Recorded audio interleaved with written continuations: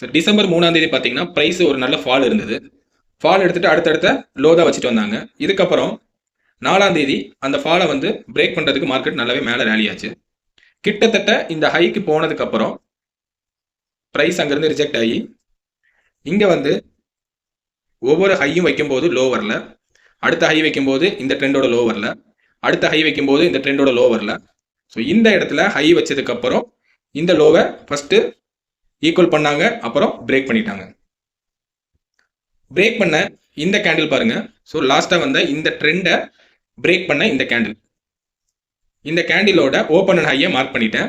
Mark பண்ணி price அந்த ரேஞ்சுக்குள்ளே வருதான்னு பாருங்க. வந்த உடனே இந்த இடத்துல ட்ரெண்ட் நமக்கு சேஞ்ச் ஆயிருச்சு.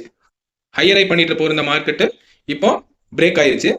இப்போ அந்த லெவலில் ஒரு என்ட்ரி எடுக்கிறோம். புட் ஆப்ஷனில் இந்த டார்கெட்டை நம்ம கேப்சர் பண்ணுறோம். ஸோ 1 ஹவரில் போய் இந்த இடத்துல செக் பண்ணிடலாம். ஸோ 4ஆம் தேதியோடது 1 ஹவரில் பாருங்க, இந்த இடம் தான் பிரேக் ஆன இடம். ஸோ இந்த இடத்துல நமக்கு ரெசிஸ்டன்ட் இருக்குது, ஹையும் இருக்குது. அதே லெவலில் தான் இந்த அடுத்த கேண்டில் பாருங்க, இந்த கிரீன் கேண்டில் உள்ளே போயிருக்காங்க, ப்ரைஸ் ரிஜெக்ஷன் ஆகி இவ்வளோ தூரம் கீழே வந்திருக்கு.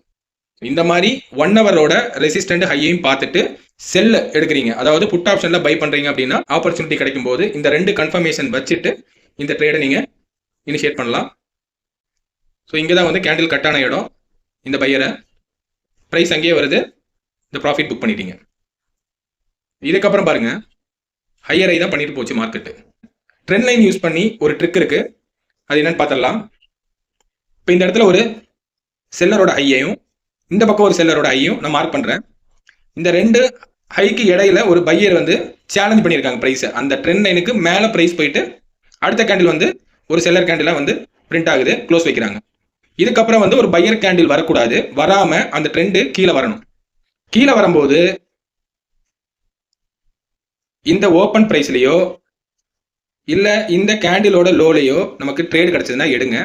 எடுத்தீங்கன்னா நம்மளோட டார்கெட் பார்த்தீங்கன்னா இந்த 2 கேண்டில் வச்சிருந்தோம் இல்லையா, அதோட ஹை தான் டார்கெட். சரி, 2 செல்லரோட ஹை இருக்கணும், அதுக்கு இன்பிட்வீனில் ஒரு பையரோட சேலஞ்சிங் இருக்கணும். அதுக்கப்புறம் பையர் வரக்கூடாது, வந்ததுன்னா இன்வேலிட் ஆயிரும். பையர் வராமல் செல்லர் கண்டினியூ பண்ணி கீழே வராங்கன்னா அந்த ட்ரெண்டுக்கு எங்கே வராங்கன்னு பாருங்க, ஓப்பன்லையா லோலையான்னு. அந்த இடத்துல பையிங் கிடைச்சதுன்னா எடுங்க, இந்த டார்கெட் நம்ம எடுக்கலாம். ஸோ இப்படி இருந்தால் மட்டும்தான் வேலிட் ஆகும். இன்னும் டீட்டெயிலாக இதை பற்றி நான் சொல்லித்தரேன். அப்கமிங் வீடியோஸில் இன்னும் நான் வந்து டீட்டெயிலாக எக்ஸ்பிளைன் பண்ணுறேன். தேங்க்யூ.